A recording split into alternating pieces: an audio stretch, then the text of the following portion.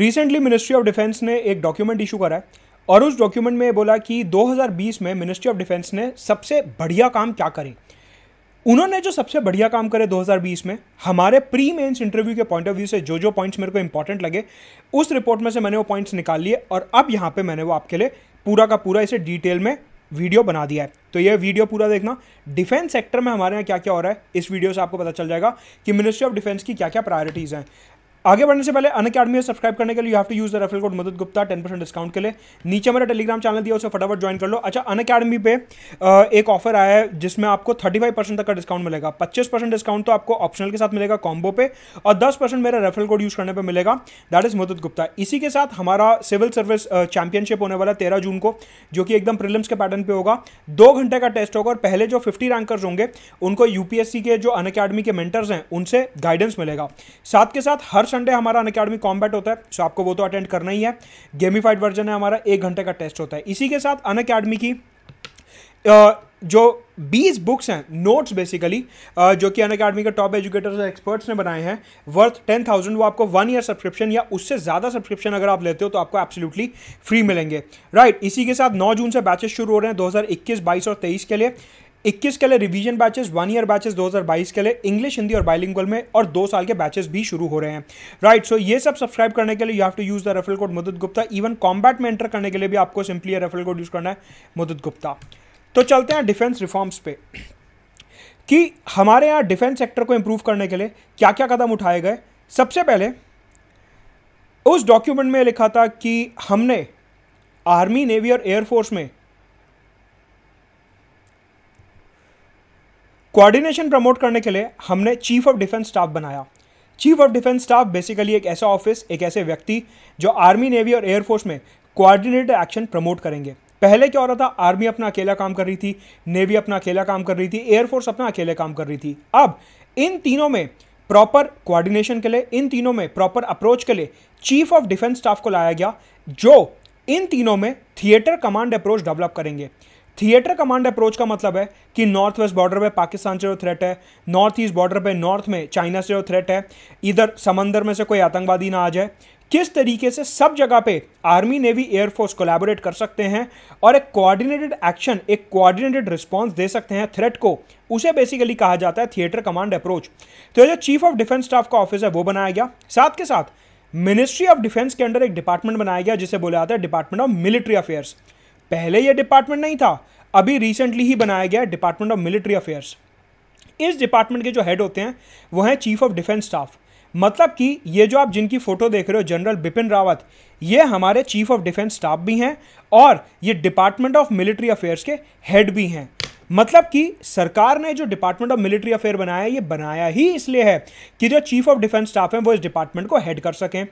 ये जो department of military affair है, इसका काम है आर्मी, नेवी और एयरफोर्स में इंटीग्रेशन को प्रमोट करना, इनके जो भी मसले हैं, इनके आपस में जो भी कोऑर्डिनेशन रिलेटेड इश्यूज हैं, उन सबको सॉल्व करना और एक स्मूथ थिएटर कमांड अप्रोच बनाना इस डिपार्टमेंट ऑफ मिलिट्री अफेयर्स का काम है। साथ के साथ भारत सरकार ने 209 आइटम्स की एक लिस्ट निकाली है। 209 आइटम्स की लिस्ट निकाली है जिनके ऊपर हम इंपोर्ट बैन लगाने वाले हैं, जिनका आयात जो है उसके ऊपर प्रतिबंध लगने वाला है, क्योंकि भारत सरकार का मानना है कि ये आइटम्स अब इंडिया में बननी चाहिए इन द स्पिरिट ऑफ आत्मनिर्भर Bharat, in the spirit of make in India, in the spirit of indigenisation. इस वजह से ये 209 आइटम्स जो हमने आइडेंटिफाई करी हैं, इनका इंपोर्ट हम बंद कर देंगे और इनको सिर्फ इंडिया में ही मैन्युफैक्चर किया जाएगा under the make in India spirit. साथ के साथ एक प्रोसीजर होता है जिसका नाम होता है डिफेंस एक्विजिशन प्रोसीजर। बेसिकली हमारे यहाँ जितने भी डिफेंस के प्रोक्योरमेंट होते हैं, डिफेंस इक्विपमेंट के प्रोक्योरमेंट होते हैं, अलग अलग डिफेंस आइटम्स ये खरीदी जाती हैं, इसके लिए एक प्रोसेस फॉलो होता है जिसका नाम है डिफेंस एक्विजिशन प्रोसीजर। हमारे यहाँ एक बॉडी है जिसका नाम है डिफेंस एक्विजिशन काउंसिल। ये जो डिफेंस एक्विजिशन काउंसिल नाम की बॉडी है, ये एक प्रोसीजर फॉलो करती है जिसका नाम है डिफेंस एक्विजिशन प्रोसीजर। हमने आत्मनिर्भर की स्पिरिट में, मेक इन इंडिया की स्पिरिट में नया डिफेंस एक्विजिशन प्रोसीजर बनाया जिसके अंदर हमने इंपोर्ट्स के ऊपर कम जोर दिया है, एक्सपोर्ट्स के ऊपर ज़्यादा जोर दिया है, इंडिजिनाइजेशन और मेक इन इंडिया के ऊपर ज़्यादा जोर दिया है। मतलब कि अगर आर्मी, नेवी और एयरफोर्स को कोई इक्विपमेंट चाहिए तो ये जो डिफेंस एक्विजिशन काउंसिल है ये पहले कोशिश करेगा कि जो इंडिया की डिफेंस कंपनीज हैं उनसे खरीदने की कोशिश की जाए। अगर इंडिया की डिफेंस कंपनीज नहीं बेच पा रही हैं वो सामान, तो फिर जाके हम इंपोर्ट करेंगे। यह है नया डिफेंस एक्विजिशन प्रोसीजर।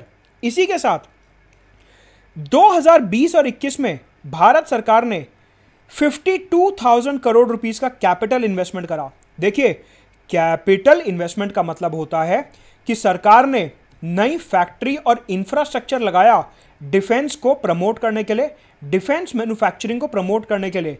मतलब कि 52,000 करोड़ रुपीस के थ्रू नई फैक्ट्री इंडस्ट्री लगाई गई जिससे कि हमारे देश में ही डिफेंस इक्विपमेंट मैन्युफैक्चर की जा सके।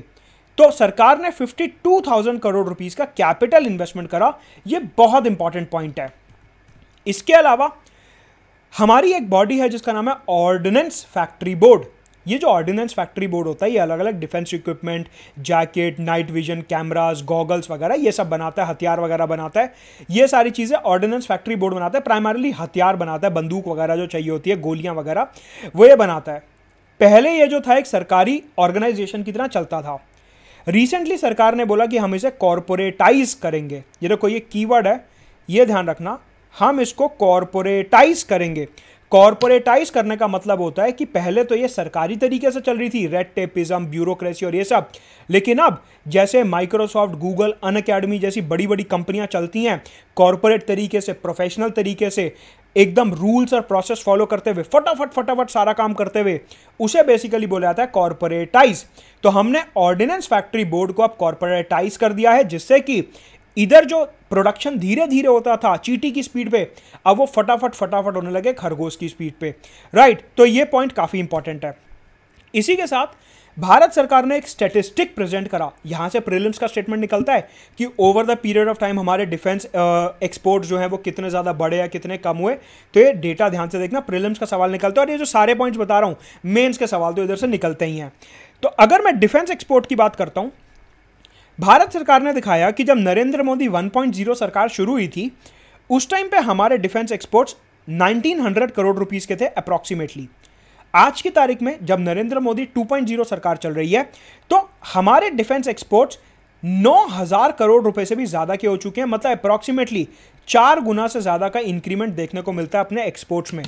तो भारत सरकार ने, मैंने क्या बताया, जो अपना डिफेंस एक्विजिशन प्रोसीजर था और जो डिफेंस एक्विजिशन काउंसिल है, उन्होंने मेक इन इंडिया और आत्मनिर्भर की स्पिरिट में इंपोर्ट्स को कम करने की बात करी, एक्सपोर्ट्स को बढ़ाने की बात करी, मेक इन इंडिया को प्रमोट करने की बात करी और उसका रिजल्ट हमारे को एक्सपोर्ट्स के नंबर में दिखता है कि over the period of 6 years हमारे एक्सपोर्ट्स 4 गुना बढ़ गए हैं। पहले 1900 करोड़ रुपए के एक्सपोर्ट करते थे, अब 9,000 करोड़ रुपए से ज्यादा के एक्सपोर्ट करते हैं टू 84 कंट्रीज। जो मिनिस्ट्री ऑफ डिफेंस ने डॉक्यूमेंट निकाला है उसमें यह मेंशन्ड है कि हम 84 कंट्रीज को डिफेंस इक्विपमेंट एक्सपोर्ट कर रहे हैं। तो ये नंबर ध्यान रखेंगे। India is now become one of the biggest exporter of defence equipments in the world. तो ये देखो मेंस के हमारे को कितने सारे फॉर्डर पॉइंट्स मिलते हैं। इंटरव्यू में अगर हमारे से पूछा जाता है कि हम ट्विन सिक्योरिटी चैलेंज हैंडल करने के लिए क्या कर रहे हैं, देखो क्वेश्चन कैसा बनेगा कि हम पाकिस्तान चाइना के ट्विन सिक्योरिटी चैलेंज को हैंडल करने के लिए क्या कर रहे हैं, या फिर 26/11/2008 में जो ताज और बॉम्बे में अटैक हुआ था उसके बाद आतंकवादियों को समंदर के रास्ते से आने से रोकने के लिए हम क्या कर रहे हैं, या फिर नक्सलिज्म और नॉर्थ ईस्ट इंसर्जेंसी का जो सिक्योरिटी थ्रेट है, तो इन सबको रोकने के लिए हम क्या कर रहे हैं। तो ये सारे पॉइंट्स आप उधर आंसर में लिखते चलोगे कि हमने अपने डिफेंस प्रोसीजर को, डिफेंस की R&D को, research and development, defence indigenous manufacturing, आत्मनिर्भर, मेक इन इंडिया, कॉर्पोरेटाइजेशन, ये इतने सारे कदम उठाए। अभी तो और भी बता रहा हूं, ये सारे कदम उठाए जिससे कि हमारे यहां का डिफेंस सेक्टर सुधर सके। राइट, अभी DRDO जो है, defence research and development organisation, जो मिनिस्ट्री ऑफ डिफेंस के अंडर आता है, ये अभी 2 मेजर चीजें डेवलप कर रहा है सबसे ज्यादा। एक है पिनाक रॉकेट लॉन्चर। हम अपना एक खुद का रॉकेट लॉन्चर बना रहे हैं जिसको यूज करके मिसाइल और बाकी अलग अलग तरीके के वेपन्स को लॉन्च किया जा सकता है, जिसे बोलते हैं पिनाक रॉकेट लॉन्चर। ये DRDO बना रहा है। और एक surface to air missile, quick reaction surface to air missile बना रहा है। मतलब कि चलाएंगे उसे जमीन से और एयर में अगर कोई टारगेट होगा तो उसको जाके वो हिट करेगा। सरफेस टू एयर मतलब कि ये जो देखो ये जमीन है, इसे कहते हैं सरफेस। यहाँ से मिसाइल उड़ेगी और हवा में जो टारगेट होगा, एयर में जो टारगेट होगा, इसको जाके हिट करेगी। ऐसी मिसाइल को जो हवा में जाके टारगेट को हिट करती है उसे कहते हैं सरफेस टू एयर मिसाइल। तो डीआरडीओ जो है एक क्विक रिएक्शन, ये देखो एक कीवर्ड है, ध्यान रखना है, quick reaction surface to air missile develop कर रहा है और पिनाक रॉकेट लॉन्चर तो जो है डेवलप कर ही रहा है। इसी के साथ हमारे राफेल जेट्स आने शुरू हो गए हैं जो कि हमारी एयर कैपेसिटी को इंक्रीज कर रहे हैं।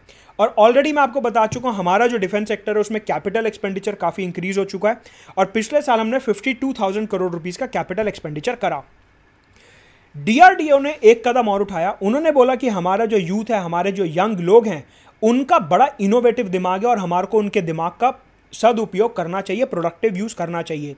तो इन्होंने 5 यंग साइंटिस्ट लेबोरेटरी सेटअप करी है जहां पे ये जो यूथ है ये अलग अलग डिफेंस की टेक्नोलॉजी और इनोवेशन के ऊपर रिसर्च एंड डेवलपमेंट करेगा।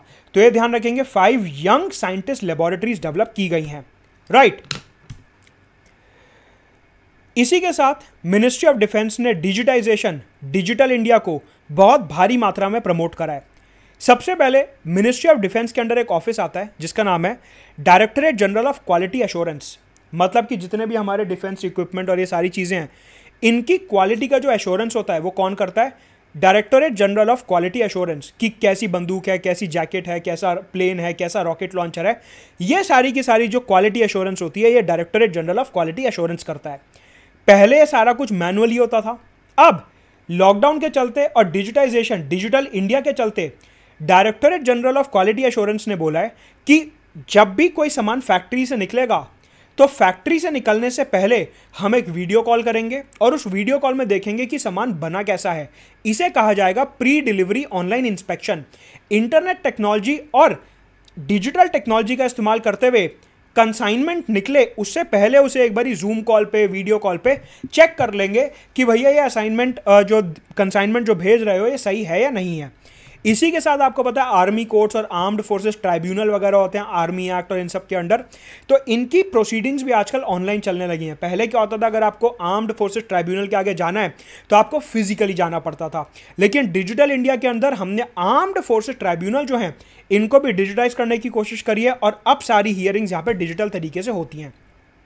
बाकी आपको पता है कि हमारे जो बॉर्डर एरियाज़ हैं वहाँ पे बॉर्डर रोड ऑर्गेनाइजेशन करके एक बॉडी है जो मिनिस्ट्री ऑफ डिफेंस के अंडर आती है, जो अलग अलग जगह पे हाईवे, टनल, रोड वगैरह बनाती है। तो इन्होंने भी काम अपना काफ़ी तेज़ी से बढ़ाना शुरू कर दिया है। भारत सरकार ने महिलाओं के सशक्तिकरण के लिए और स्त्रियों को मिलिट्री में लाने के लिए कई सारे कदम उठाए।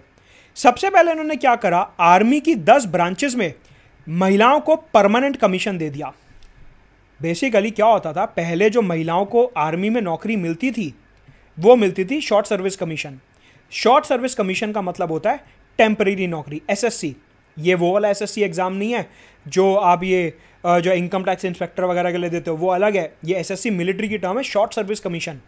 यहाँ पे जो नौकरी मिलती थी वो टेम्परेरी नौकरी मिलती थी। अब मिलिट्री आर्मी की 10 ब्रांचेस में महिलाओं को परमानेंट कमीशन दिया जा रहा है कि अब वो पूरे अपने लाइफ लॉन्ग सर्व कर सकते हैं till the retirement age. Navy ने कई सारी महिलाओं पायलटों को भर्ती करा है। आपको पता है कि जो बड़े बड़े शिप होते हैं उसमें से प्लेन उड़ते हैं। आप कहोगे सर पता नहीं क्या सोते हुए पढ़ा रहे हैं, नेवी में पायलट की क्या जरूरत। नेवी में क्या होता है, बड़े बड़े एयरक्राफ्ट कैरियर और ये सब जो होते हैं उसमें से प्लेन उड़ के जाते हैं नेवी में से। तो उन प्लेन को उड़ाने के लिए हमने महिला पायलटों को सशक्तिकरण करा है और उनको इधर इनकॉर्पोरेट करने की कोशिश करी है। इसके अलावा एक स्पेशल टाइप का स्कूल होता है जिसे बोला जाता है सैनिक स्कूल। इन सैनिक स्कूलों को गर्ल चाइल्ड के लिए खोल दिया गया है। यहाँ पे गर्ल चिल्ड्रन जाके अपनी army related, armed forces related सैनिक स्कूल में पढ़ाई कर सकती हैं। इसी के साथ डिफेंस मिनिस्ट्री ने कोविड सपोर्ट में बहुत बड़ा रोल प्ले करा। आपको पता है कि सबसे पहले डीआरडीओ ने कोविड के लिए एक दवाई बनाई है जिसका नाम है 2DG, two deoxy D glucose, two deoxy D glucose. ये 2DG ड्रग बनाया डीआरडीओ ने कोरोना से लड़ने के लिए।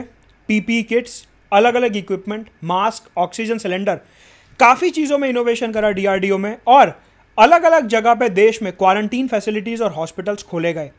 आर्म्ड फोर्सेस मेडिकल सर्विसेज, जो आर्मी के हॉस्पिटल्स होते हैं, उनको भी जनता के लिए खोल दिया गया for emergency support and quarantine facilities. तो डिफेंस मिनिस्ट्री ने कोविड के टाइम पे भी बहुत जम के सपोर्ट करा है। इसी के साथ हमने दूसरे देशों को भी खूब सपोर्ट करा, और वंदे भारत मिशन के अंडर हमारी आर्मी, एयरफोर्स और नेवी दूसरे देशों से जाके हमारे जो भारतीय भाई बहन फंस गए थे उनको वापस हिंदुस्तान लेके आए वंदे भारत मिशन के अंडर। तो ये है पिछले 1 साल की डिफेंस मिनिस्ट्री की अचीवमेंट। नीचे टेलीग्राम चैनल दिया, उसे ज्वाइन कर लो। रेफरल कोड आपको पता ही है, अनअकैडमी में सब्सक्राइब करने के लिए यूज़ करना है। बाकी हमारे नए बैचेस शुरू हो रहे हैं 9 जून से। 1 साल 2 साल के बैचेस और 2021 के लिए रिवीजन बैचेस इंग्लिश, हिंदी और बाइलिंगुअल में। एनसीईआरटी बैचेस भी आ रहे हैं।